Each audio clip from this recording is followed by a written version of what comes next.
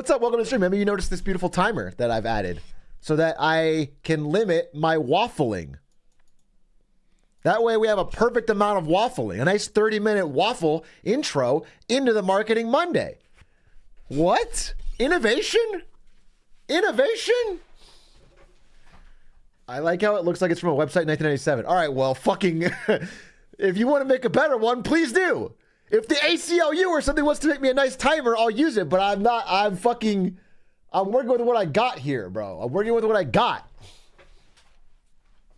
How's everybody doing? How's everybody doing this fine Monday? Good to see you. Got a good Marketing Monday today. Took me a little bit longer to get everything lined up, but I feel good about it, I think. Actually, I might use this fucking time to take a quick look at everything.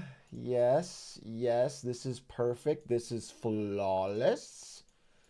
Yes, indeed. It's past my bedtime. I don't care. Watch the VOD, bro. These are made for the video anyway. Watch. Oh, your boy Chris. Thank you for the 25 gifted. Holy shit. Holy shit. Thank you, your boy Chris. Hey, Big A, it's a great day. I didn't tilt in Valorant today. Does that mean you didn't play? Be honest, because I didn't tilt in Valorant today either, but it's not because I had a great teammate. You know what I'm saying? It's because I didn't fucking touch the toxic game. Hey, Truck, I like the sweater today. Really like the white and blue. This is not a sweater. This is a flannel shirt. Good call, though. Atrioc, I have an engineering presentation tomorrow, and I was wondering when I should cut to the What's Up Beijing section. Usually at the end. I think all good presentations end with a "What's Up Beijing" into China. I think that's just a good, like any of your class presentations or anything you're doing, at the end of the day, bring the China perspective in. H-Shark, I'm probably going to Japan tomorrow. Any tips? Have a great time. If you are coming from the United States, your dollar will go very, very, very far. Everything's going to be cheap there right now, and you can have a fucking blast on a budget. Enjoy. Yeah, wait, good question. You said, no, sorry. Did you say you're probably going to Japan? Because that's how are you probably going? You either have a ticket or you don't.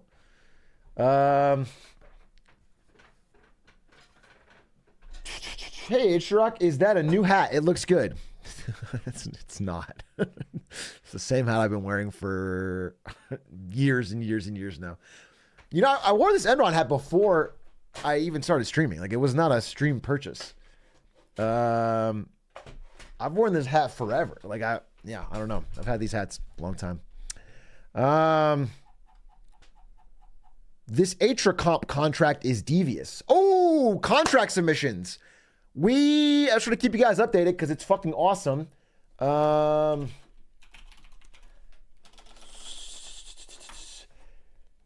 many people in the Discord are getting into the game from this, and they're discussing their ideas, and wow, it's just so cool. Look at this. I'm looking at the entries. This is by far, by a magnitude, the most entered Hitman contest in the history of the game. I think we're at like 183 separate submissions from people who completed and then got a time. Linkus, good to see you. Linkus, you should do the contract. Linkus, do the contract, bro. Biggest prize pool and largest entrance of any Hitman contest of all time. It's now like double what we got from Miami, which is again the previous record. Super sick. Very, very stoked on it. Why? Do you see when I open up? Look at this. I turn into the fucking Neo from the Matrix. Open Excel, close Excel. Open Excel, close Excel. Turn fucking green, dude. Anyway, it's just a phenomenal number of people. If you are interested in competing, again, you have till Wednesday at midnight, so you have about 2 nights to keep working on it. I give out prizes for the best time from every starting location. Keep, Harbor, Architect Lounge, Warehouse, Kitchen, Chapel, Gallery, and Reception Area. Those are all the places you could start. And right now, as we squeak, the reception area and the harbor have no, quote, fast times. What I'll call fast. I can't tell you what that is, but there's plenty of room there. So if you can get a good time from the harbor or reception area, that's easy money. Basically equivalent to getting third place prize money. So check it out. Be creative. I'm loving. I watched a bunch today. Literally, I've watched probably 100 submissions. Every single one is different. Do you know how cool that is? To watch 100 different unique routes of the same thing? It's fucking cool. It's fucking cool. I won't be able to show them all off, but I can't wait to show you guys the ones I've picked because people took this in so many different directions. It's really fucking sick. It's really cool. So definitely check that out. All right, enough about that. Marketing Monday is starting in 22 minutes. Perfect. I can answer some questions. I can vibe for a minute. I can relax. Just need to make sure that I have my slides in order. This is always the biggest challenge. This is a doozy of a Marketing Monday this time around. So I just want to make sure.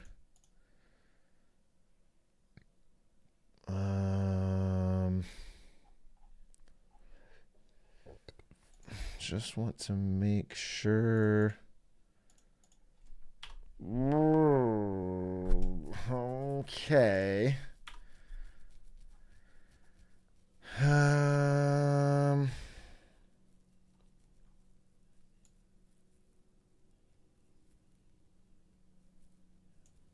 Hey, big guy, I was thinking we could fly to Korea right now, find 5 players, and scrim versus T1 so that other Chinese teams don't leak the strats. Interesting. So you think us 2 plus 3 randos would be good enough practice for T1? I mean, I certainly would. Faker against me, that's like iron sharpening iron. You know what I'm saying? That's like steel begets steel. It would be a clash of the ages. 2 goats just fucking just fucking sharpen each other's skills at every level. But the rest of you, I don't know if you can keep up.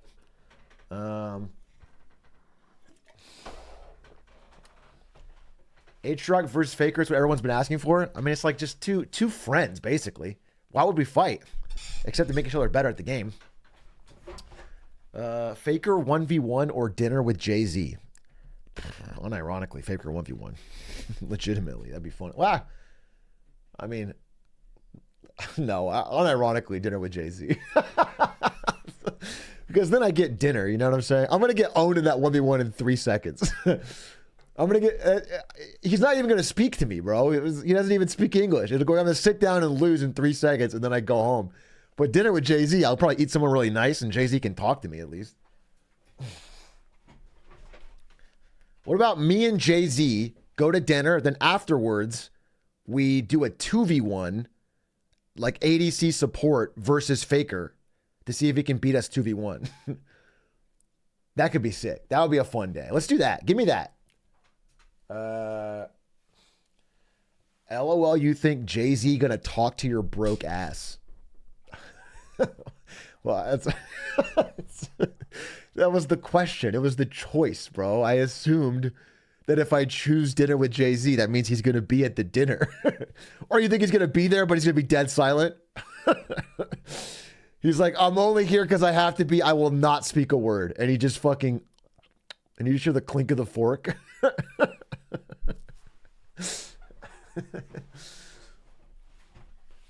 It's dumb. It's just... I feel like you guys you're violating the spirit of the question.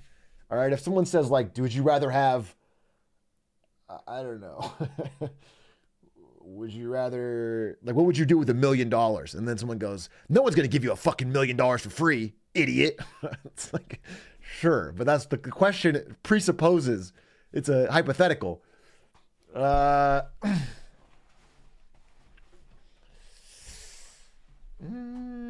Dinner with Faker or 1v1 in League versus Jay-Z? That's a tough call. That's a tough call. I think 1v1 in Jay-Z in League would be really fun because if I get a clip. If I can get a clip of Atrioc owns Jay-Z 1v1 mid and I get to just have that, the only problem would be is if Jay-Z gaps me mid. If Jay-Z suddenly has like a fucking mean mid lane Pantheon or something and stomps my fizz, that would be a bad clip. Jay-Z might be sneaky good though. I'll take that bet. Like I'll take the odds on that bet that Jay-Z is not sneaky good. All right, shut the fuck up. Shut the fuck up. Talk amongst yourselves, you know, like make conversation. Okay, I have to make sure these slides are okay. I'm a little worried I forgot something. This is a doozy. This one's a doozy, bro.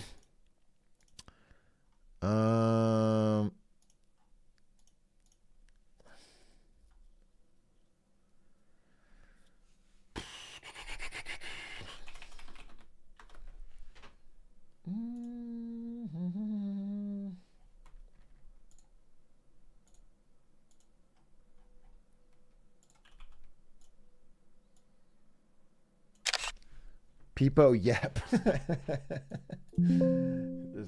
Just shut the fuck up for a second. Christ, dude.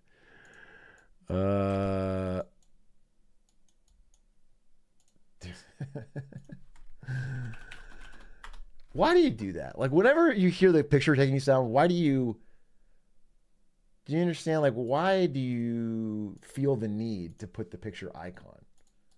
I've never really understood. Like, we all heard it. We all know what happened. It's like do you do that in real life? Like, if you see someone taking a photo, do you say photo, camera,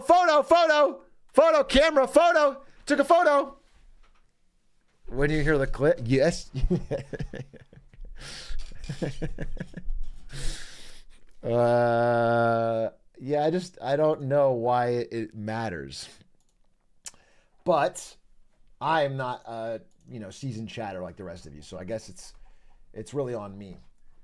How long is Marketing Monday live usually? I should probably go to sleep. I never caught it live before. Usually they last like 4 to 5 straight hours.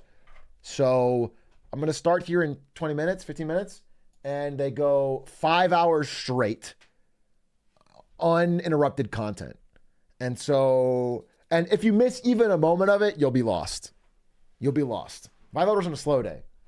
So you're probably not ready for it. You probably don't have the gumption. You don't have the huevos nor the rancheros to stand in a real Marketing Monday COD lobby. Oh.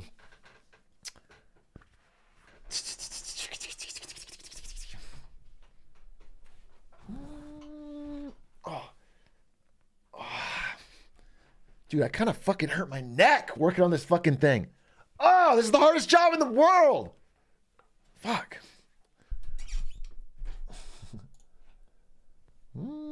Oh, you know what I need is a little background music. All right, how much time do I have? 15 minutes?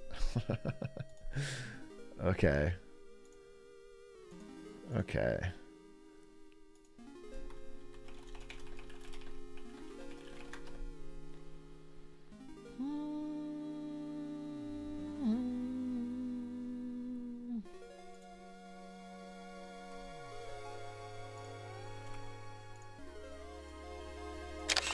Shut up. Shut up.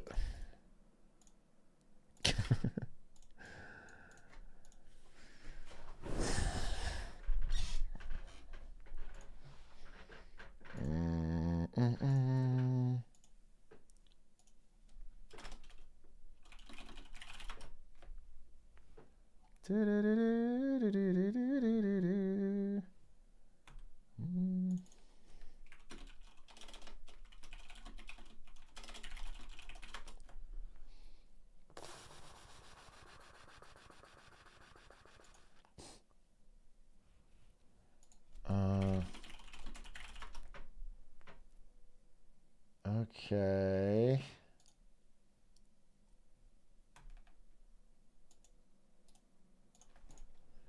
Shh. Not looking at chat. No, I'm not looking at chat. I'm not looking at chat because I'm making sure my slides are ready. Honestly, oh God. God. I just fucking... Dude, it's so hard to keep these in order. Oh, wait, 1 second. It's actually fucking hot in here. New ACLU song? Wait.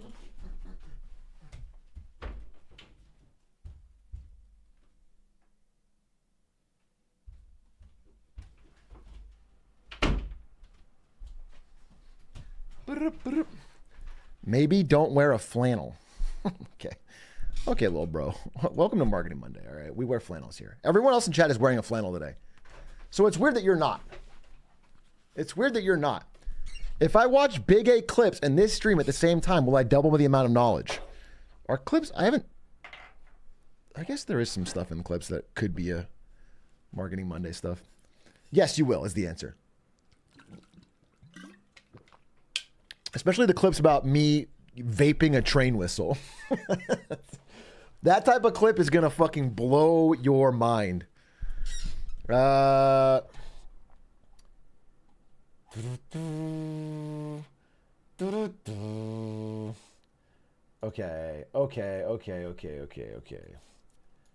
Do I feel comfortable with what I've got here?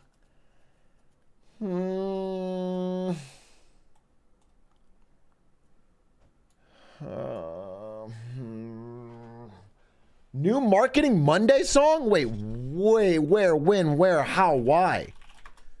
There's a Marketing Monday song?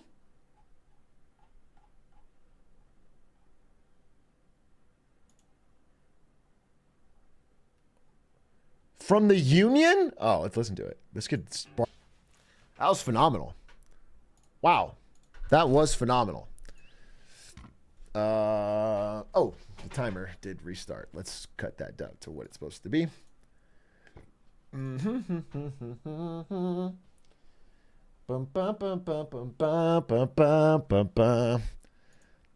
was awesome, to be honest.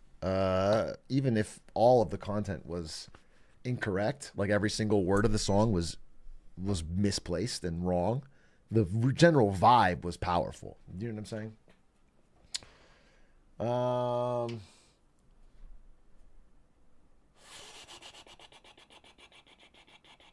Full album November 11th. Wait, what?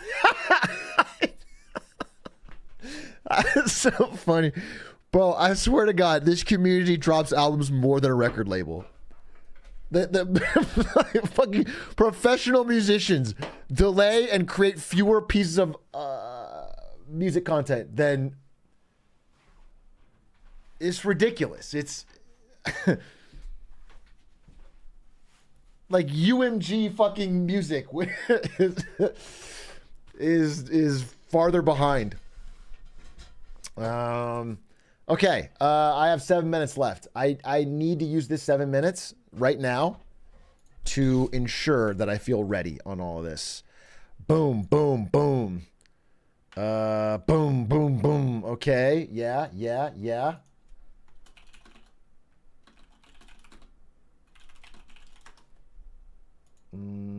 Okay. Yes.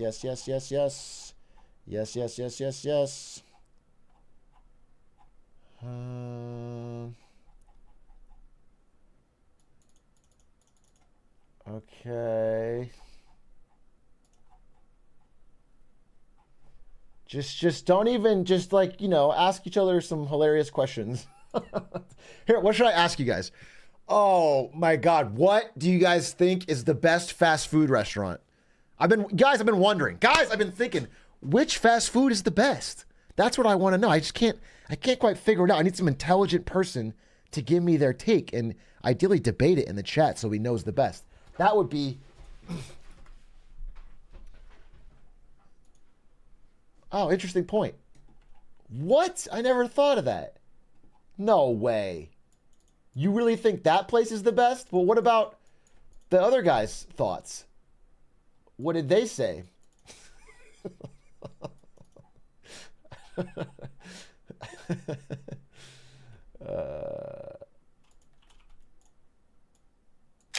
Okay. This is smooth as silk. Dude, I actually want to listen to that song again. because that song kind of bangs. Da,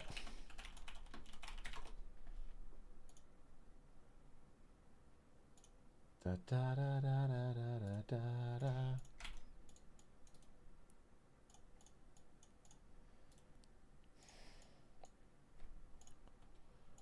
Okay, hold up.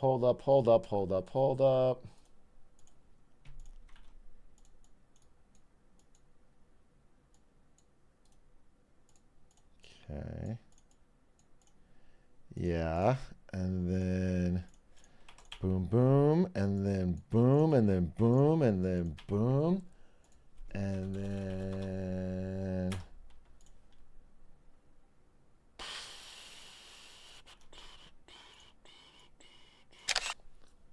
okay.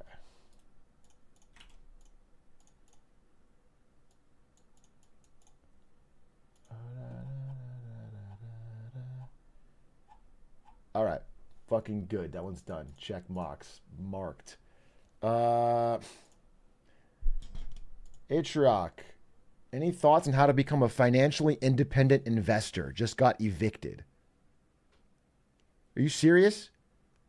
You just got evicted and your first thought was to come to a Twitch stream and ask the chat, ask a Twitch streamer how to become financially independent investor? Bro, you're not. I'm very sorry to hear that. This is not the time to start investing. There's no stock market return that is going to get you an apartment in the short term. You unfortunately you have to find a way to cover rent. Like you have to. You have asked me a too difficult of a question, and you have gone to the wrong source.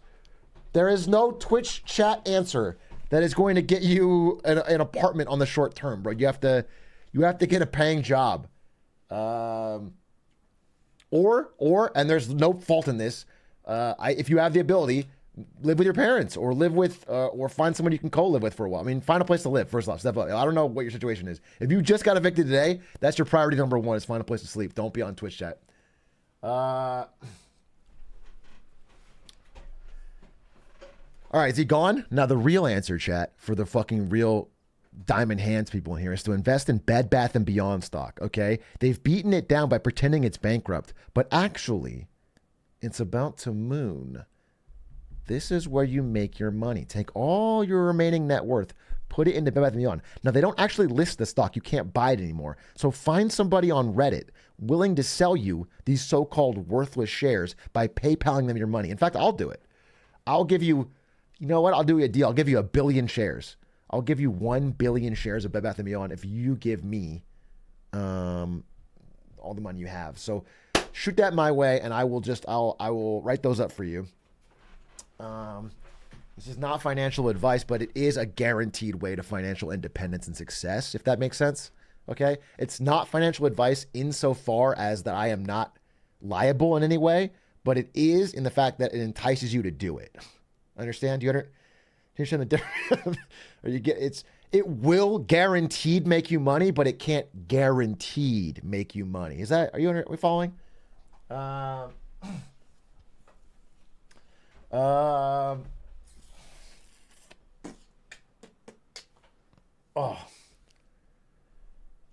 Okay.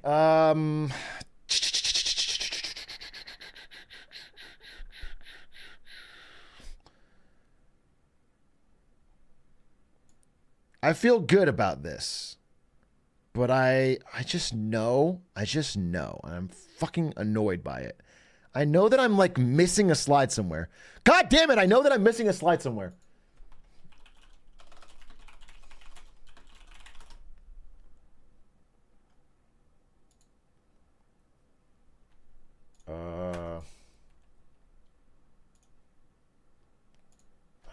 Which time do I have left?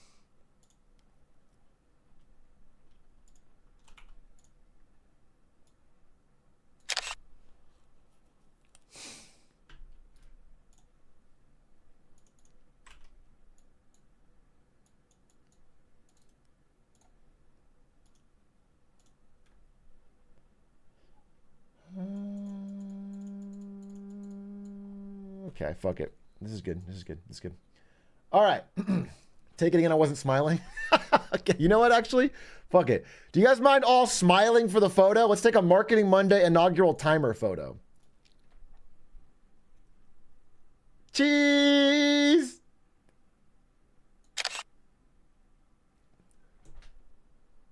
Wow.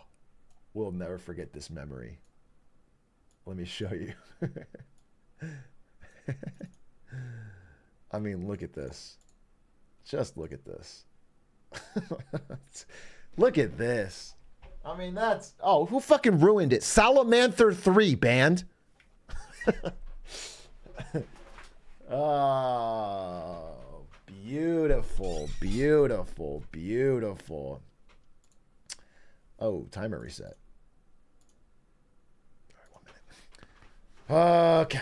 Okay. Sorry this is going a little late today, but I'm not sorry at all because I make 100 slide PowerPoints on my fucking Sunday day off. So I can fucking teach you guys about what's going on in the world. It's fucking... I don't feel sorry about that at all right? It fucking hurt my neck, too. Da-da-da-da-da.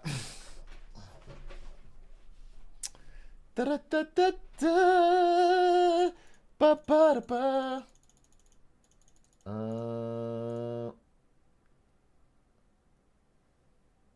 thought you were going to say you make 100K a day. Sorry, what? So you thought the full sentence was, I'm sorry, but I'm not really that sorry because I make 100K a day. You thought that was my logic? Yeah, I think you were watching XQC, but that's an XQC line. That's what XQC would say in this situation, which is pretty based. Ladies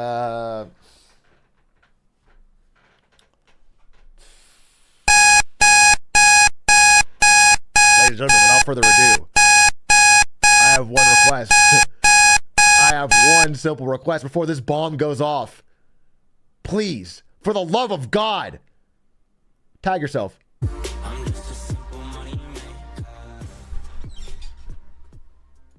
Ladies and oh, fuck the timer. Ladies and gentlemen, welcome to Marketing Monday, Wins and Fails. The only show where we cover all of the wins and the fails in the last week in marketing and business. And ladies and gentlemen, I have a problem.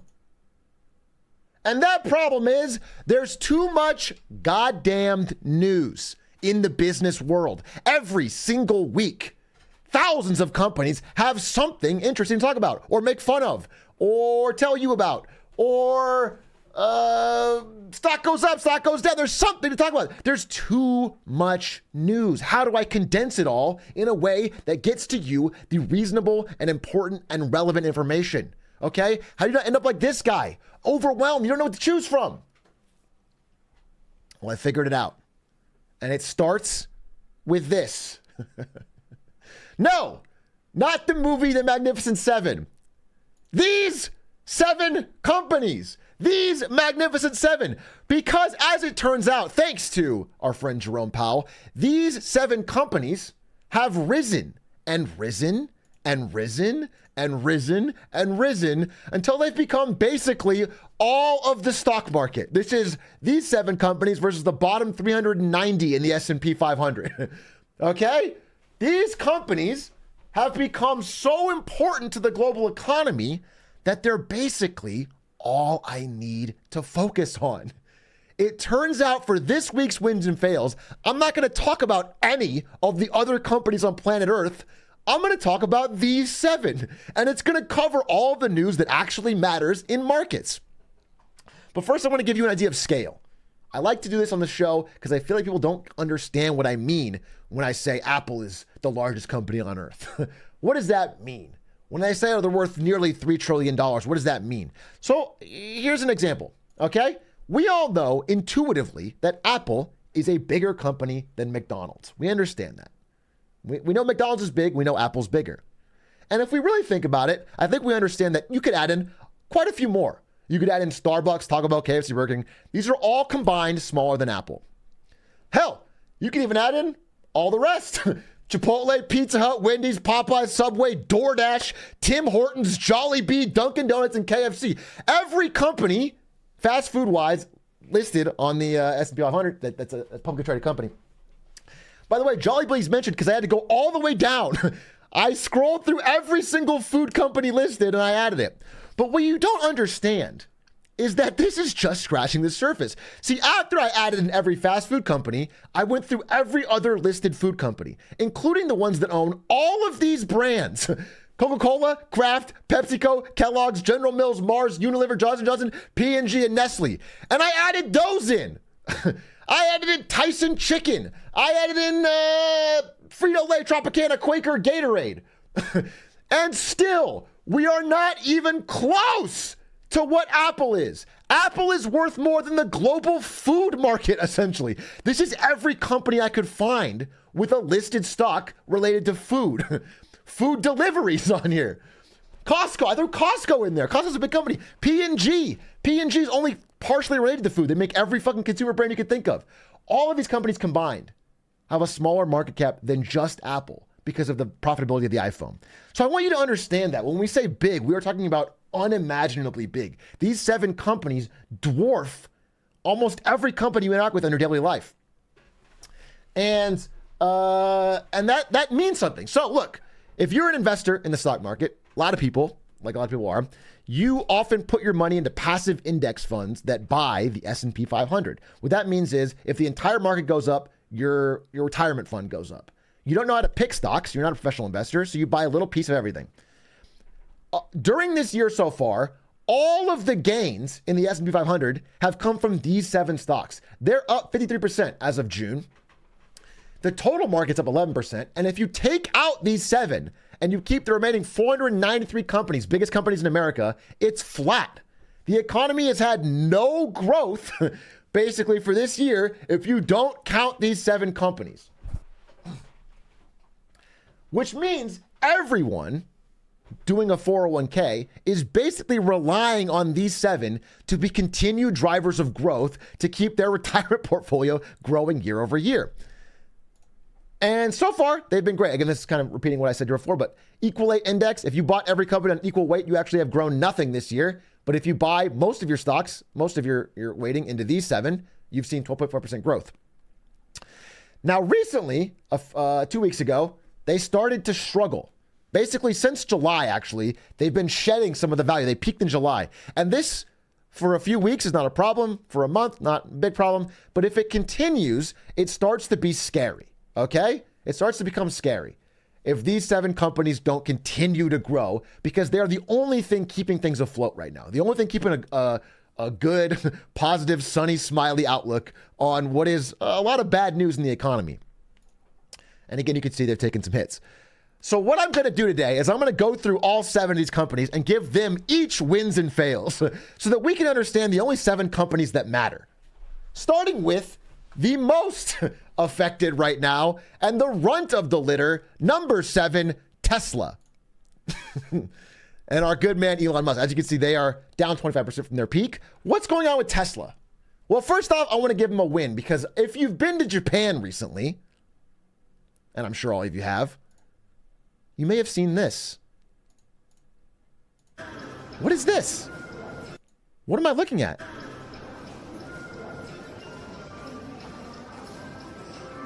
What? Could this be an advertisement? An advertisement for Tesla? The first ad campaign in Tesla's 20-year history? Oh, did ads start to play? That's crazy timing. That's crazy timing. The the pores, dude. The fucking pores. It's only a 1 minute ad. Give it a second. I'll let them slide on this one. But tell them I'm still going. Pretend I'm still going so we can sell some subs. All right, I gotta, I gotta move some units, bro. Tell them how great it is. I'll get a fucking water real quick. They got 40 seconds.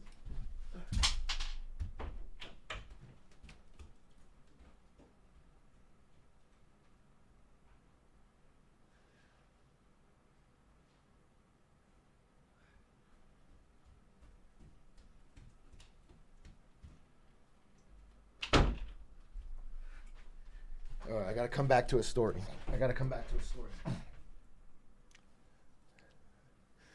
Wait, that's actually crazy. Wow, big news. Someone clip what he just said. All right, 6 seconds. 6 seconds. 6 seconds. 3, 2, 1. And that is what Elon Musk said. I know. Believe me, I'm as shocked as you are, and I'm never repeating that again. That was crazy. I mean, that was crazy. To get access to that secret clip of Elon Musk saying what he said, we must delete. Delete the VOD, hide it. Yeah, that was crazy. Anyway, back to the regular thing. So this is Tesla's first ad campaign in its 20-year history, and it's rolled out pretty small at first. This wall billboard in Japan, a couple Google ads talking about Tesla affordability and how you can get federal tax credits, a lot of things on money. But this is this seems small, but this is actually a pretty big about face from Tesla. Again, Tesla has long bragged that they reached $1 trillion valuation with zero advertising spend. This is Elon Musk's big selling point. They've never had to spend on advertising. Now they are no longer $1 trillion valuation, and things are starting to change. He famously said, "I hate advertising." I hate advertising back in 2019 when things were on the rise. And now this year he said, "Advertising is awesome and everyone should do it." This is an actual quote. It is in response to the fact that he now owns a company that's highly dependent on advertising. Which has to do with the fact that Twitter, aka X's ad revenue has declined month over month every month since he took over. But that's not the real reason they are getting into these Tesla ads. That's not the real reason. The main thing, the reason they're switching their initially version to it and starting to dabble in advertising is because of something much more direct. And that's that the profits are way down. Tesla profits plunged 44% year on year because they've been doing big price cuts. You may have noticed Tesla prices have been dropping dramatically. They've been doing price cuts to maintain their market share lead. Again, when a lot of new competitors enter the market for electric vehicles, Tesla wants to keep its 50 to 60% market share. And so they drop their prices dramatically to help box out the new competitors. It's a smart idea, but it means profits are way lower. And when they say things like when Elon says things like buying a car today is an investment into the future, I think if you buy a Tesla today, you're buying an appreciating asset, not a depreciating asset. He said that back in 2019. What that means is if you buy your car, the value should go up. Well, it's not. Well, the second the price cut happens, your car is immediately worth less, and it's already been normally depreciating like a car always does. Old models are always worth less. They're not any different than other cars in that respect. And this made a lot of people mad. Again, in China, they were furious. Everyone that just bought a Tesla felt like they got ripped off and they couldn't resell it at a high enough value. Or they just wanted a refund to get the money back to buy a cheaper model. And so they've been having like fucking riots at the Tesla showrooms. And so there's a problem with that. But the real problem is that after making these dramatic price cuts, sales did not go up. In fact, they dipped. This is number of units, not revenue. So they're actually not selling more cars with the price cuts. They're selling less, which is a big worry. This is why Tesla stock has been taking such a hit. Markets are if they had sold a lot more cars for less money, markets would have responded fine. But this is scary. This is scary for Wall Street and investors.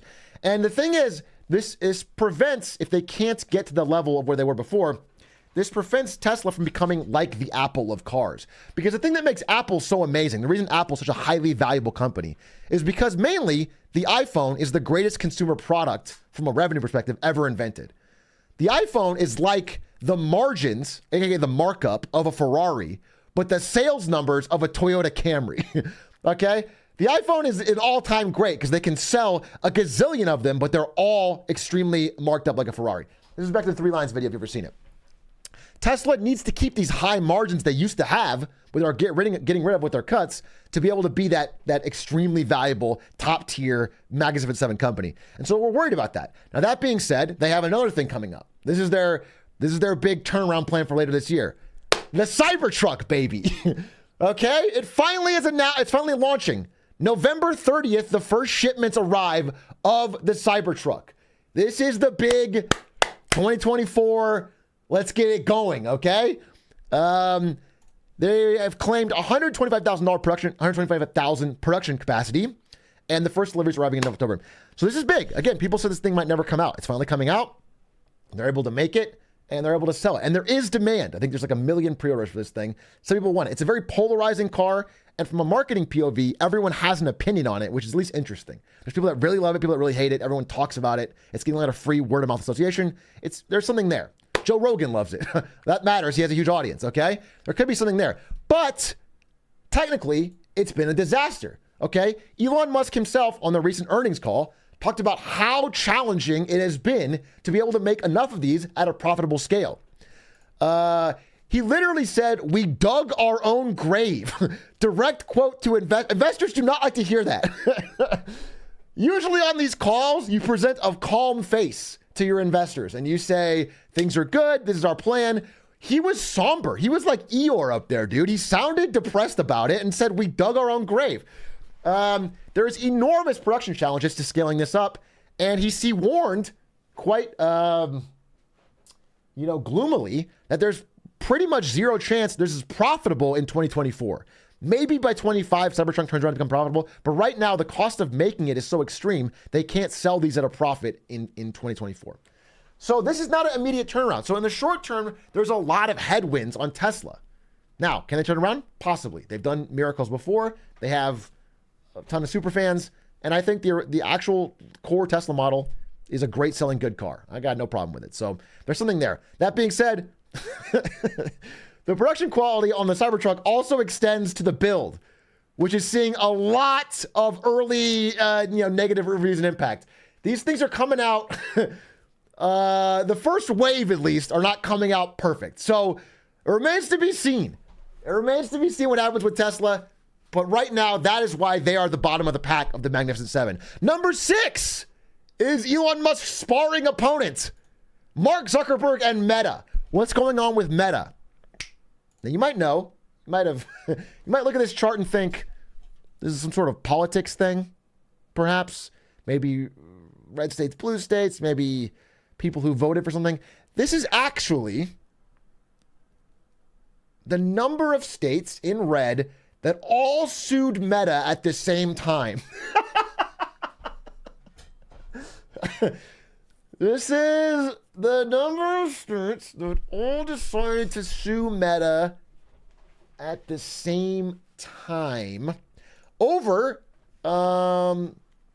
recent mounting evidence that Meta ignored internal data that its apps like Instagram were driving teen suicide, teen depression, were overly addictive to children, et cetera, et cetera. They knew about these things, were aware of them, and ignored them in the pursuit of profit. And so they're all being sued. Again, feels almost late now that kids are all on TikTok, but for years and years and years, this was the main cause of teen distraction and depression and angst. And so they have harnessed powerful and unprecedented technologies to entice, engage, and ultimately ensnare youth and teens. Its motive is profit. Again, what remains to be seen, but this reminds me of what happened, ironically, around Juul. The same number of states around this number all sued Juul at the same time, and it led to a dramatic collapse in that company's stock price. Eventually, the parents of America get fed up with something that is causing so much harm to their kids. And there's a real shot this has more weight than the average antitrust suit, which feels boring and not talked about. There's like a hurt there that parents across America are feeling as they lose access or control of their kids. And so remains to be seen what remains there, but this is something that Meta is worried about. Also a bit of a fail over at Meta is their stance on work from home, which again, every company's up to make their own stance on this. But a few years ago, Zuckerberg said, we're going to be the most forward-leaning company on remote work. Within 5 to 10 years, half the company will be full remote. Then, the second the Zoom era of the pandemic was over, changed their mind completely, demanded in office for everybody, which means they have to live near the office, and started tracking everyone's presence on card keys and other tools. which means if you don't go into the office, and if you believed what he said and moved out of the big city, you are now risking being fired or getting a bad performance review leading to later firing. So a bit of an L. There is a win, though. I don't want to give only L's to Meta. I want to give a win, okay? The win is Mark Zuckerberg is shredded. As shredded as a 40-something tech CEO can be, okay? This guy's still out there, still grinding, still practicing. He can beat up any other CEO, all right? Whether it's in the sparring or jiu-jitsu or the hospital. Because he just tore his ACL. And now, ironically, I guess he has to work from home for a few months. Still looking forward to it after he recovers. Thanks to everyone for the love and support. Interesting. Next up, NVIDIA. Yay! The good one. We all call this one the good one. Okay, all the big companies, there's one that we know is perfect and flawless, and that is NVIDIA. That is the good one. And I can start off by saying, unironically, they do have an excellent track record on remote work.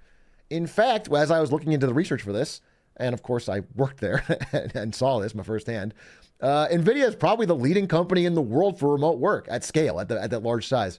They literally have forced no one to come back into the office, have been completely flexible. And because of this, they're getting pretty meaningful talent advantage. A lot of people are trying to move jobs to NVIDIA now, probably now because their stock's up too as well, because complete flexibility. They can get different engineers they wouldn't be able to get before. So pretty good, pretty good. That being said, the fail on this side can either come through NVIDIA or come to Intel, because the war is finally extending to CPUs. As you guys know, NVIDIA makes GPUs, graphics processing units that you can use to get high-end graphics and crank up to ultra in your games. But they've always left CPUs to AMD and Intel. A new leak has insinuated that NVIDIA is finally getting into the consumer CPU market and trying to fight Intel and AMD on their home turf. Basically meaning there could be a world where you have a complete NVIDIA gaming PC with an NVIDIA CPU and an NVIDIA GPU. Now, this could also flop. This could be a huge, expensive failure. This is a big bet from NVIDIA, and it remains to be seen. But what's most important, and what I think is the greatest fail of all, is all of you for thinking any of this matters. Because NVIDIA is not a gaming company. What I need to reiterate is none of that matters. NVIDIA is not a gaming company. We can get hyped over GPUs and 4090s or 5090s or CPUs. None of this matters to their bottom line. Gaming is such a small portion of what this company is. It has used to be a gaming company. It is now this company, a picks and shovels company. If you want to know what NVIDIA is in 2023, it is a picks and shovels company.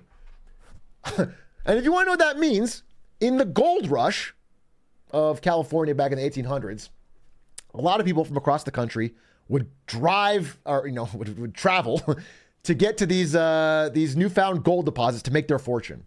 And it turns out that they spend all their day panning for gold, maybe find a nugget, try to sell it, make almost no money, and return home destitute. Most people who went into the gold rush made no money. But you know who did make money? The people who sat on the side and sold picks and shovels. Those guys made a fuck ton of money because everyone wanted to buy it so they could make profit with the gold. And what NVIDIA is doing is selling the modern day equivalent of picks and shovels, which are these GPU clusters that are used in data centers for AI training. As the AI gold rush has taken over the mind of investors everywhere, NVIDIA is sitting on the sidelines and selling these picks and shovels and making actual cash, which is rare right now in the world of AI. Most companies are spending money and not making money back. NVIDIA is making cash. And that is why NVIDIA has gone from basically a bit player, not a bit player, but a moderately sized gaming company to one of the top 10 companies in the entire world. Because of this, because of selling the picks and shovels of AI. Tesla spends $300 million on an AI cluster with NVIDIA, with 10,000 NVIDIA GPUs. Oracle is spending billions on NVIDIA chips this year. China's tech giant spent $5 billion buying crippled NVIDIA GPUs. Why crippled? Why crippled? Everyone around the world is buying NVIDIA's picks and shovels, these GPU clusters. Why are China buying the crippled ones? Well, it turns out the one risk to this all positive up and to the right, let's go NVIDIA thesis. The one risk right now that might hurt their stock is this guy, Dark Brandon. Dark Brandon has decided that high-end GPUs really cannot be sold to China. And they're adding more and more and more export restrictions to keep China out of the AI race. And China is a huge growth area for NVIDIA, where they get a lot of their money, maybe 20% of the company, which means if that gets cut off, NVIDIA's stock price takes a huge hit. And so this is really what's going on right now with NVIDIA. Is there's a shakiness. As the tensions rise between USA and China, the core business model of NVIDIA is at risk. And that's their problem, even though everything else seems to be going smooth sailing. Now, is there a plan around this? Yes. And that's why I want to give a win to everybody who is sick and tired, okay, of the USA v. China rhetoric, okay? They're sick of the nationalism. What they want to do is leave both countries and start their own country with their own rules, perhaps on an island or perhaps out in the middle of international waters. I'm sorry. Maybe with 10,000 GPUs in international waters, creating their own island nation that can sell GPU power to anybody. This is a real thing happening from the Blue Sea frontier at Dell Complex. They are creating a floating island nation with its own statehood, a permanent population, a defined territory, a government. And they're going to sell GPU power to any country that needs it using 10,000 NVIDIA H100 GPU clusters. So you can live on this island. Now, my only worry is if these become popular and we start to have these floating island nations of GPU power sold for AI training, that creates a new job. A scurvy one. AI GPU pirates. Welcome to the future. Welcome to the 2030s, baby. GPU pirates sailing the high seas. The One Piece is real. Some of you will do this as a job, I'm sure. Next up, Amazon. Amazon! You know it, you hate it, but you use it anyway. Amazon recently announced something pretty awesome, actually. You guys are all haters on Amazon. They've got to win, okay? Because Amazon is one of the largest employers in the world. They have a lot of staff, a lot of warehouse workers, and they figured out a way to free them up from all that drudgery, okay? They do have a lot of hard work. What is going to free up some of their staff? I love the word free up there. That's right, you guessed it. Humanoid robots that will surely free up staff, as in free them up to find a new job. Amazon has been testing new humanoid robots with legs that cannot unionize and just love to work.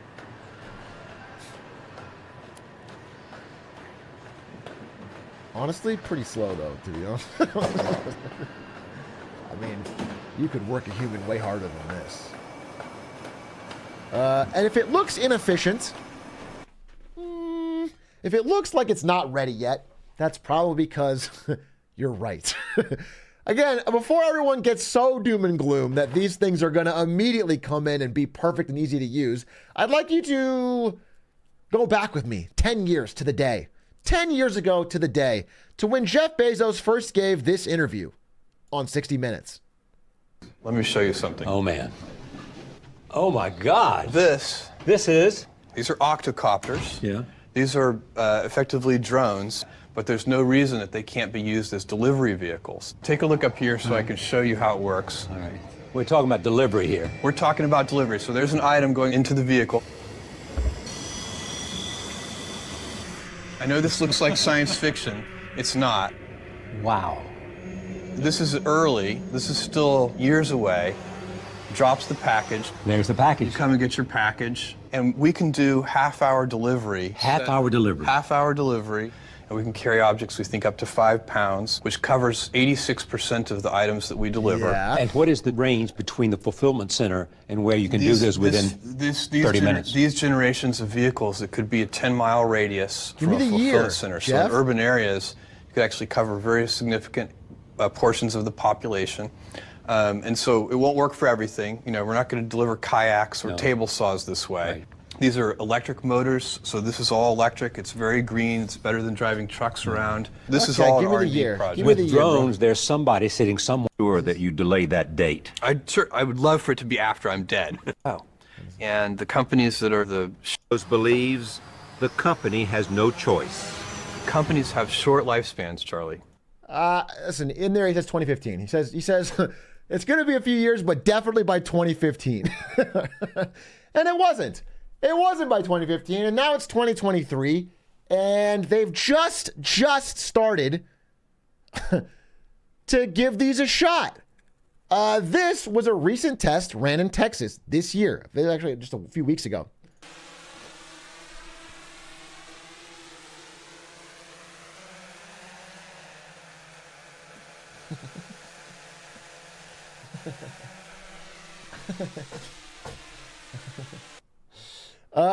It's happening. Look, up in the sky, it's a can of soup. Their much hyped drone project is finally starting to roll out 10 years late, dropping small objects on driveways. The thing is, nobody so far really wants to use it. And also, before I even continue on this, let's do a quick detour, all right? See, Jeff Bezos was in this one, right? But Jeff Bezos no longer works at Amazon. He's gone. In fact, he's living up his life with his new girlfriend and deciding to leave Seattle for Miami. So let's give him a win. Let's take a break from all this shitting on Amazon. He doesn't even work there anymore. Let's give a man a win for enjoying his life. Okay? Get out of Seattle, get to Miami, enjoy the beach. Now, why is he leaving Seattle for Miami? He says that it's to be near his parents. That's awesome. I wonder if it has anything at all to do with the brand new capital gains tax that just rolled out this year in Washington that would charge him 7% on any capital gain stock sales. No, right? It's got to be the parents thing. It's the first tax of its type in state history. I'm sure that after living his entire life there, he decided now it's time to go to Miami. Anyway, he's gone from Amazon, and now the new team is going to get this drone thing done. The only problem is, so far, from interviews with customers, they don't like it. Only one item can be delivered at a time. It's often a tiny item in a massive, wasteful box. It can't weigh over 5 pounds. It can't be too big. It can't be something breakable since the drone drops it from 12 feet.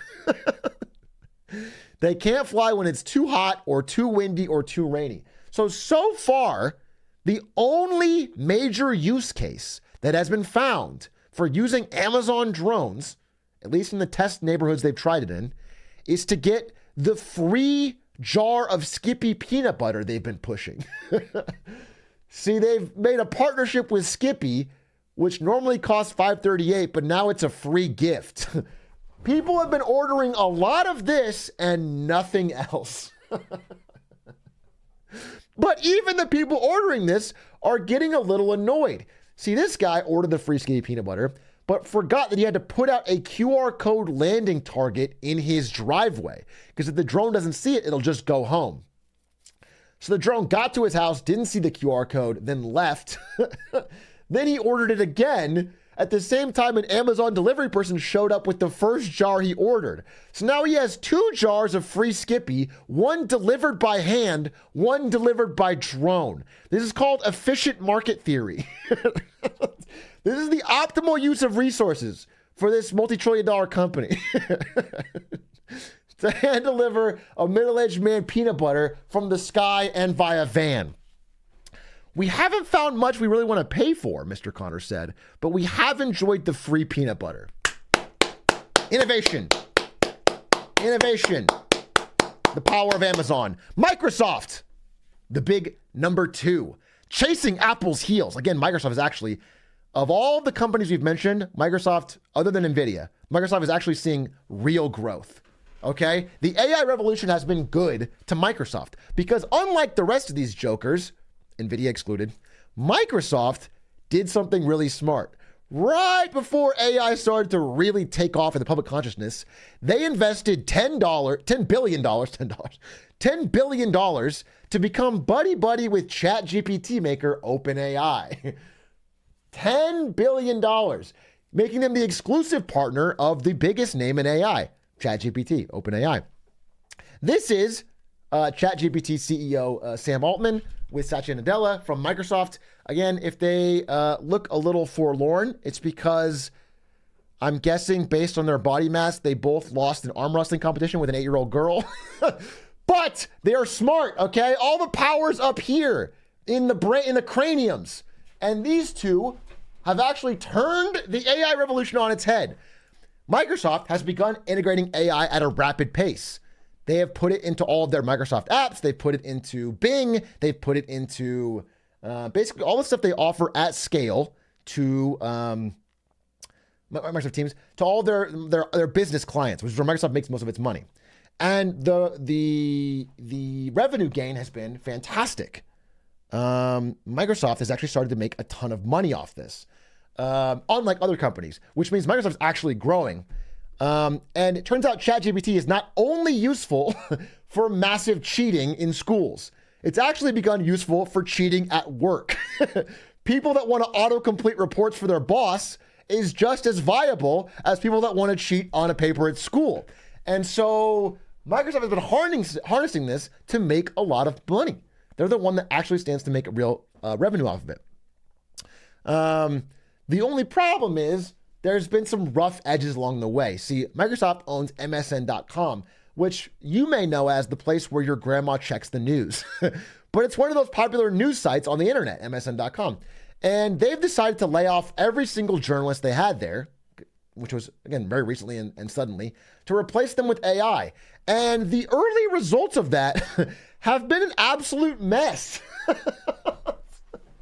Microsoft's rush to AIify everything has come with real problems. This is a story from The Guardian about a woman who was found dead, a water polo coach who was found dead at St. Andrew's School in Sydney.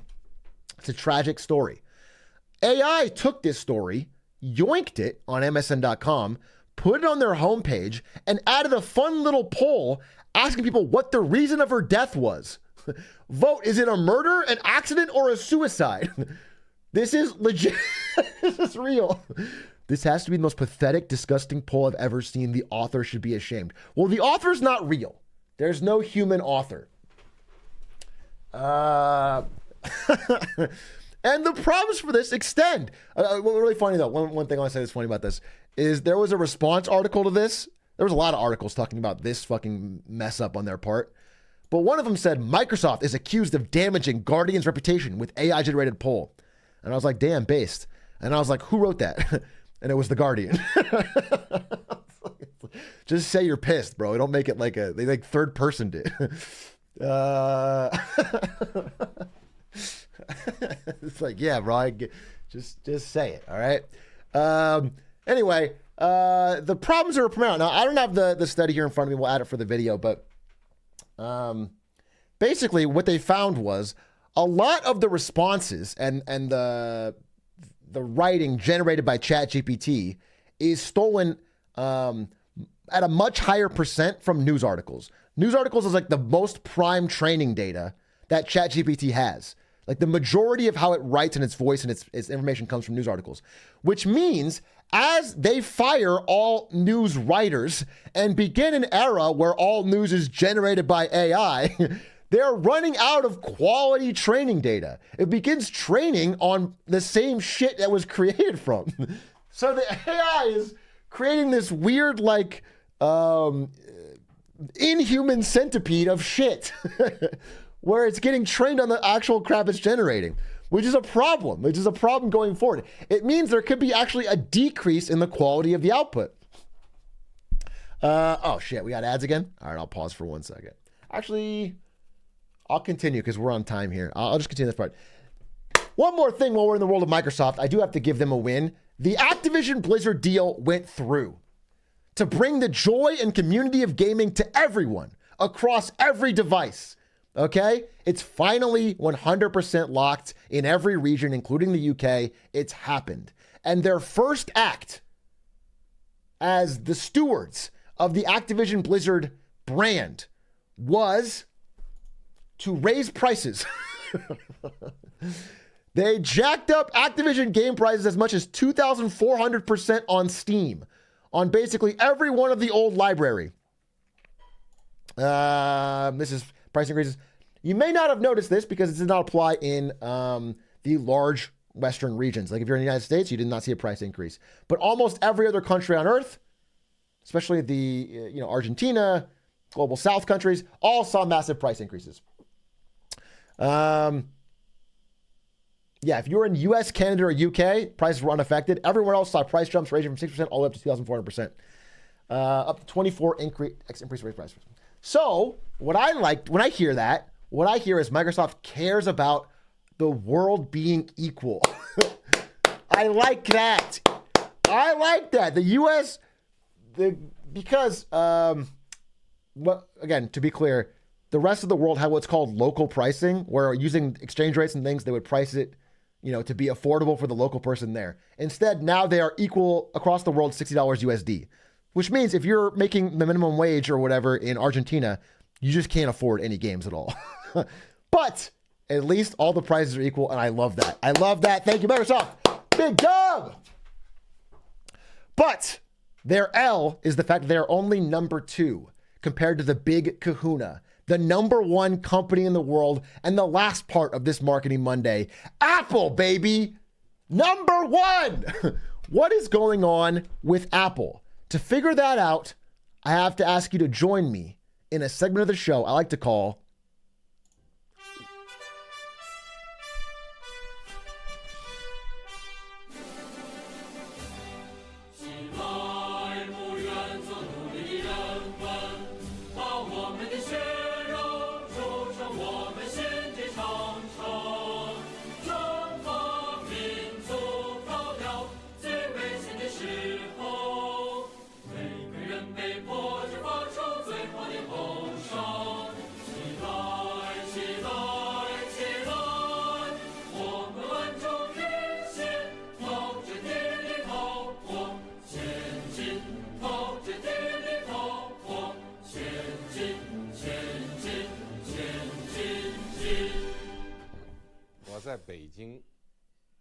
What's up, Beijing?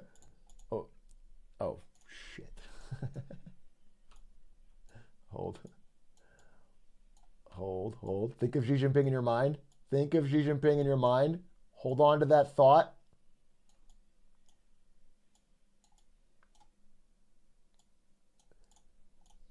Hold on to that thought about what... It's not paint, bro. It's not paint. Wait, hold up. Just keep thinking of Xi Jinping and his beautiful, handsome face. Xi Jinping, what's up, Beijing? The reason we are going to Beijing for this Apple segment is that is what's most important to the world's most important company. Apple is generally doing really well. iPhone revenues are up. The one threat and the one reason Apple stock has begun to take a hit recently is China. China represents a fifth. God damn it. There it is. A fifth of Apple's sales and is the company's fastest growing region. It's been growing until recently it stopped. Why did Apple's iPhone sales suddenly start to slow down in China? Well, one of the main reasons is this. No, I'm sorry. This is their phone. One of the reasons is this. The new Huawei Mate 60 Pro. Wait, why the fuck is this not working?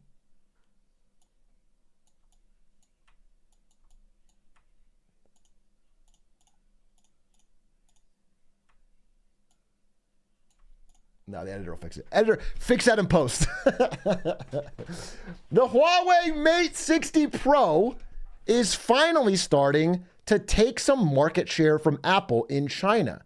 And the reason other than their remarkably successful launch and the fact that they've made a chip that is not as good as Apple's, but close enough, is that it's become incredibly patriotic to support Huawei in China.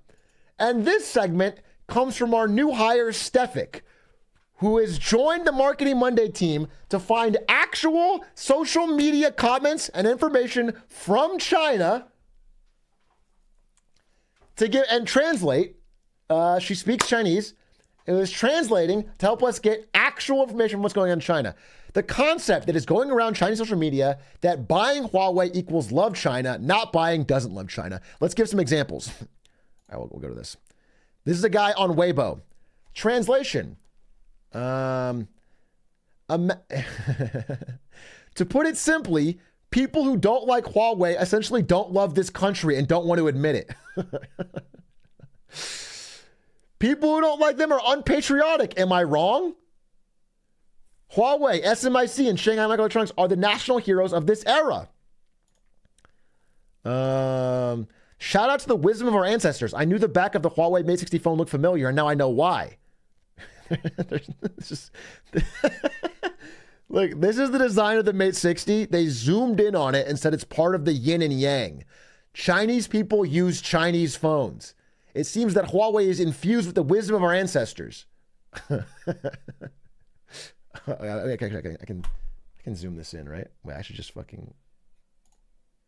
Yeah, give me full screen. There we go. Sorry.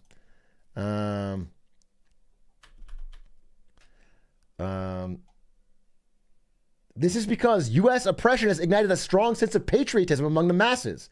Huawei has great quality products. No doubt Chinese customers would choose Huawei first. Salute to Huawei, backbone of the nation. Salute to Huawei, they're supporting the backbone of the nation. The spirit of Huawei will inspire Chinese people and build a winning mentality. Salute to Huawei, long live China. You can always believe in Chinese Huawei. Huawei, the glory of our nation. Huawei really showed America this time. Good job. This ad is so deep. This phone has become a patriotic symbol, and sales are through the roof. And Apple is seeing declining sales for the first time in China, which again is a fifth of their total sales. So it's a scary thing for Apple.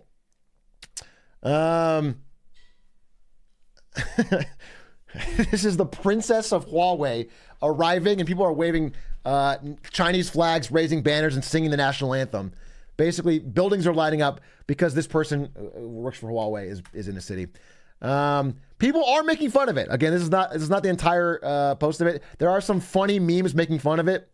Some of the videos you may have seen, like there's a show on YouTube called The China Show. Some of those memes are fake. Like, they're actually people who are like mocking the idea. People who are like pretending to salute it 1,000 times and like bowing in front of the store. That stuff's fake. But there is, like, especially among the older generations, a feeling that Huawei is patriotic and part of the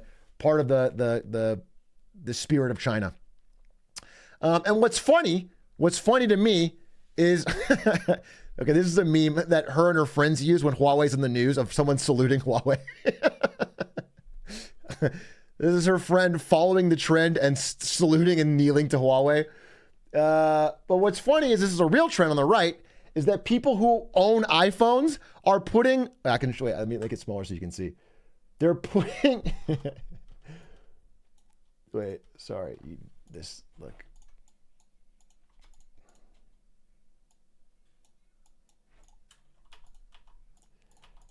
They're putting Huawei phone cases on iPhones.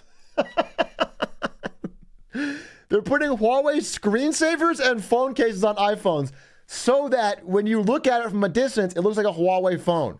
So you can remain patriotic and make sure nobody thinks you're unpatriotic, but you're not actually going to buy the phone, which is hilarious.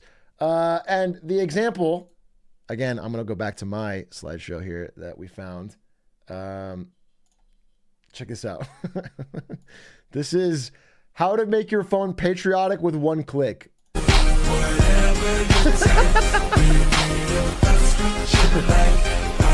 There's like hundreds of tutorials in China on how to turn your iPhone to have this one-click patriot mode.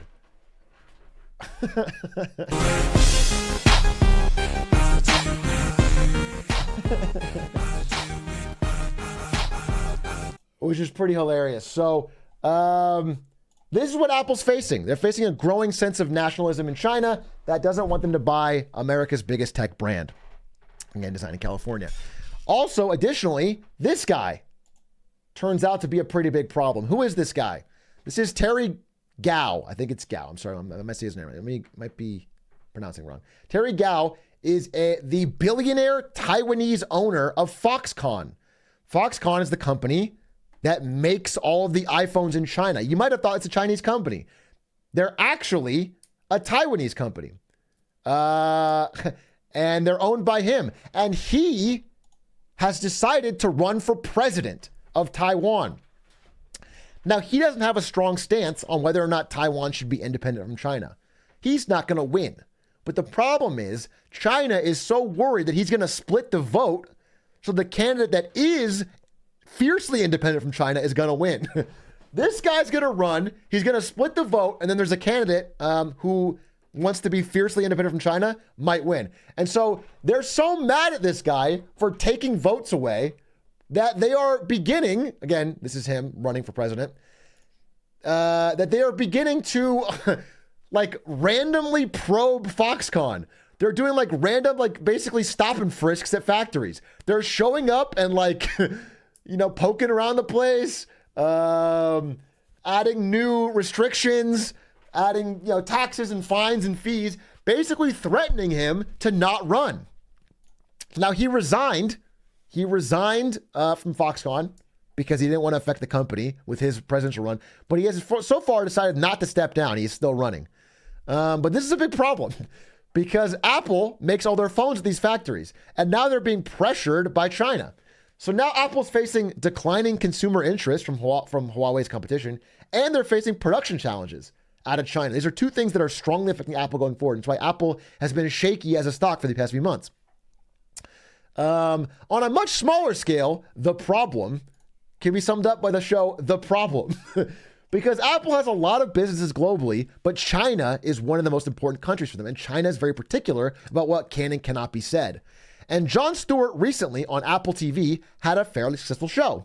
And he wanted to make an episode about, again, he was given apparently, quote, full creative control over the show. He wanted to make an episode about AI and China, two topics that apparently were not allowed. And Apple was so concerned that this episode of Jon Stewart's show could affect their business in China that they canceled him. I mean, basically, they wouldn't allow him to air it, so he quit. He quit. And so, this is the larger picture here, is that Jon Stewart symbolizes a larger problem, which is that Apple's global business is increasingly being threatened by things they have to do to make sure they stay in China's good graces. And for a while, Tim Cook, amazingly, was able to balance both things and be the people between USA and China. It's now getting harder and harder to do that. And if they can't execute perfectly, Apple's stock is going to take a hit. So, we've summed up all of the Magnificent Seven. If you invest in any other company, I have to ask you, why? Just learn about these seven here on Marketing Monday, and you'll be set for everything you need going forward. Oh, Google. Did I skip Google? Wait, did I skip Google? Holy fuck. Did I skip Google? Where did I put the Google? Wait, did I actually skip Google?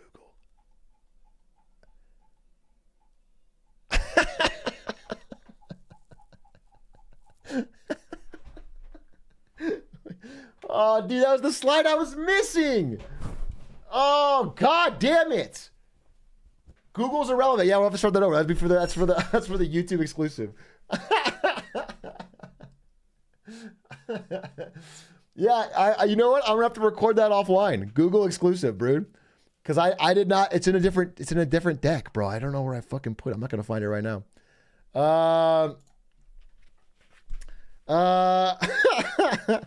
Google will, of course, be a YouTube exclusive, which is owned by Google. It's all part of the plan. But thank you for watching the Magnificent Seven, and thank you for watching Marketing Monday. Tune in next week for more wins and fails.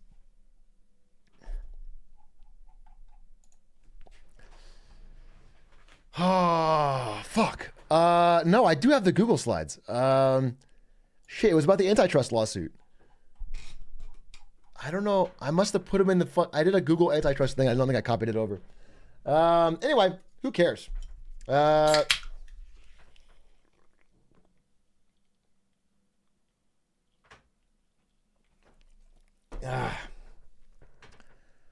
Whew. Whew. That was a lot of talking. Where?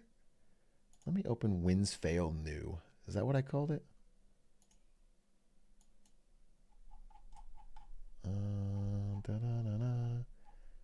Oh, here it is. Yeah, okay. I do have the Google Slides. Oh,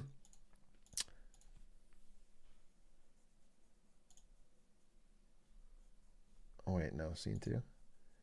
I'll just do it. I'll do it offline. I'll do it offline because I lost the momentum. I'll do it offline. All right.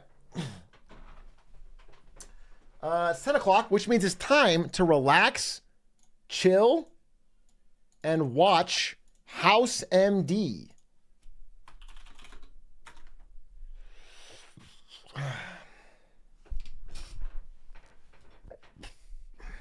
I'm going to run a quick ad, and you should get snacks. Get snacks, get drinks. We're going to watch House MD together. Actually, if you have any questions, I'm down to answer. Well, I'll take 5 minutes. I'll take 5 minutes.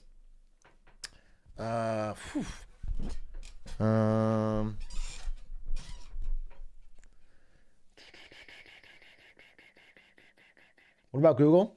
Bro, it's the least important one of the 7, by the way. They're flat. You want to know what's happening with Google? I've tried to do what Microsoft is doing, which is AI data center, but it's not working. People aren't paying for it. People are paying for Azure, which is Microsoft data center, and cloud offering better. That's what they're doing. So Google's sales are flat to down from cloud, and then they're getting sued by the government for antitrust, which found out they spend like $20 billion a year keeping their search engine as a default on Apple because they're afraid of competition. Do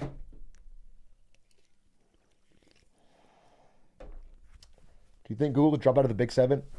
The only way Google drops out of the big 7 is if search becomes unimportant or AI disrupts search. Because right now they print money off that. Google's extremely profitable business. Tesla could drop out of the big 7.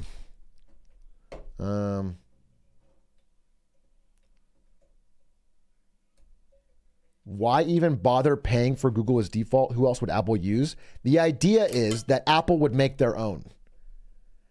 Google pays Apple $18 billion a year to make sure they don't make their own search. Because Google is very, very afraid that if Apple were to make their own search product, people would just use that on iPhones. Safari is not search, bro. Safari is not search. It's a browser. Do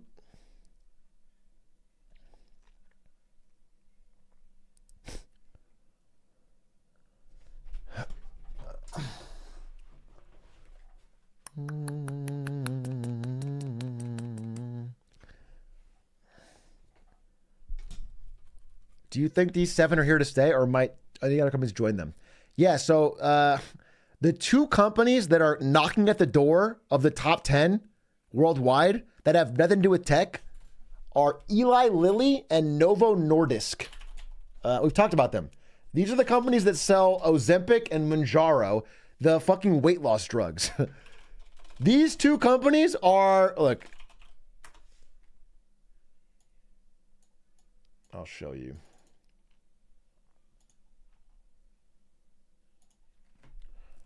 Right behind Tesla is Eli Lilly, and right just passing Walmart today is Novo Nordisk, Denmark's biggest company. This company's now bigger than Walmart, and all it does is sell a weight loss drug that you have to use for the rest of your life once you get on it. This shit is blowing up. So, I mean, again, they haven't actually, it's being valued based on the future, but it's $450 billion valuation because the idea is there's a lot of people out there who need this or want this drug. They want like a simple weight loss solution. And once you get on it, you have to pay for it for the rest of your life. So if they can get a lot of people hooked on this, it's like a money printing machine forever.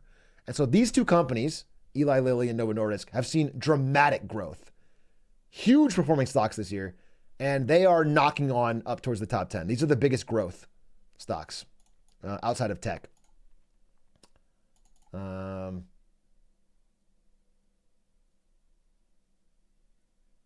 Tesla isn't top 7, it's 9. We don't count Saudi Aramco, a nationalized fucking oil company from Saudi Arabia, and Berkshire Hathaway, which is Warren Buffett's conglomerate of 40 million businesses and investments. Berkshire Hathaway's biggest investment is just a large stake in Apple. These are not really growth companies that are doing anything. This goes up and down with the price of oil, and this goes up and down with the price of Apple, really. And so, these are the big 7 companies.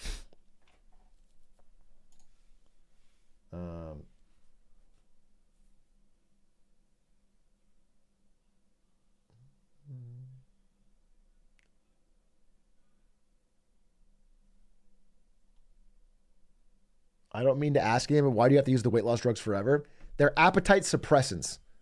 They're GLP-1. They were made for, was it diabetes? I forget exactly what the original purpose. Yeah, it was they're insulin. They're diabetes, originally made as an insulin drug, but it turns out if you use it regularly, it stops your addictive tendencies towards food. It makes you feel full faster. And it works. I mean, from all testing, I'm not sure on the side effects. I don't think it's been around long enough to know the true side effects. But in terms of appetite suppressants and making you do less addictive behavior, they've kind of proven that. That's shown that to be working. People that are using it are losing weight. The problem is whenever you stop using it, it comes back. Apparently people that get off it go back to where they were. So that's the idea.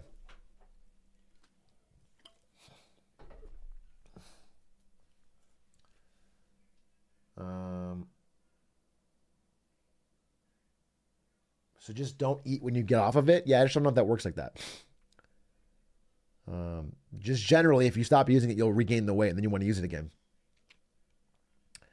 That sure does sound healthy. Well, I mean, listen, if there are no side effects or serious side effects, then other than the fact that you have to spend a lot of money every month, for some people, it's a miracle drug, right? Because the health benefits of weighing less are going to save them a fuck ton of money on heart surgery later. They're going to, there's a lot of positive knock-on effects for them to be eating healthy. So it depends, but I don't know. I'm not a doctor. I have no idea. For me, it seems too good to be true from what they're saying. And I am generally skeptical. I'm genuinely skeptical about medical claims, but I am aware, I've looked into it quite a bit. People that have taken it legitimately do lose weight and legitimately have found good effects from it. So I don't know.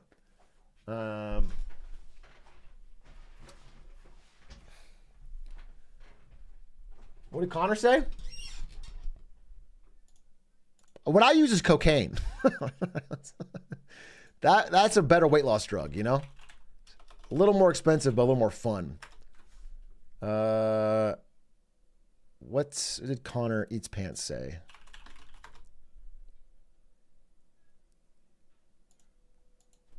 User Connor Eats Pants.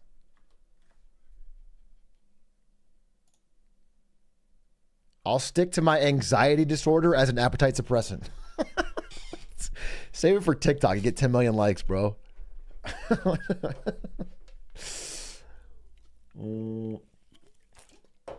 All right, ladies and gentlemen, let's fucking relax and watch some House. Let's see if House prescribes GLP-1 drugs to his patients. The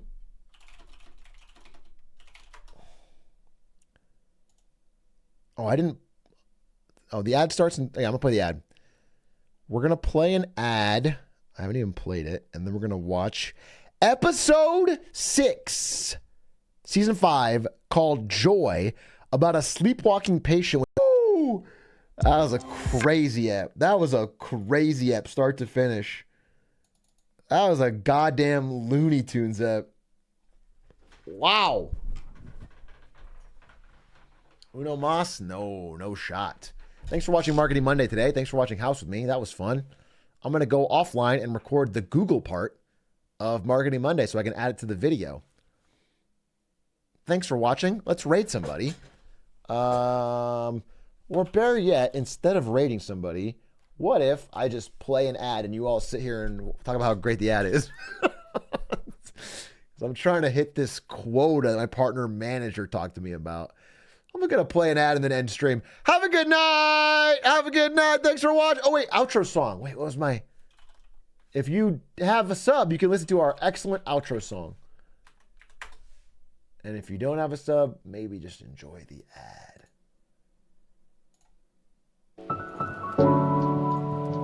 Goodbye. Goodbye, goodbye.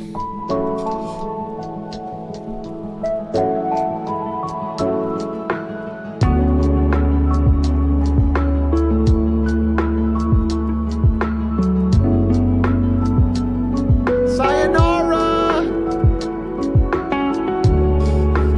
I'll see you tomorrow. Tuesday.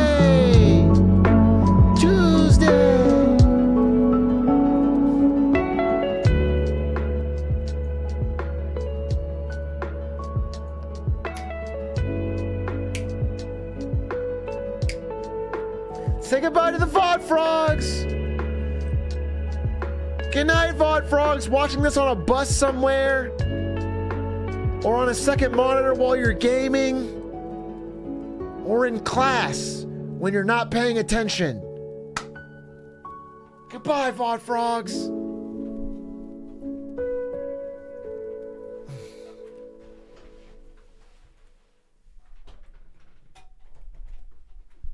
Okay, good night. Bye. Wait, 20 seconds.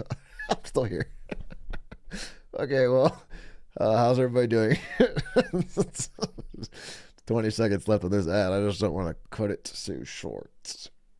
So you guys come here often, or what do you guys like? Video games? You guys like Marvel movies or what?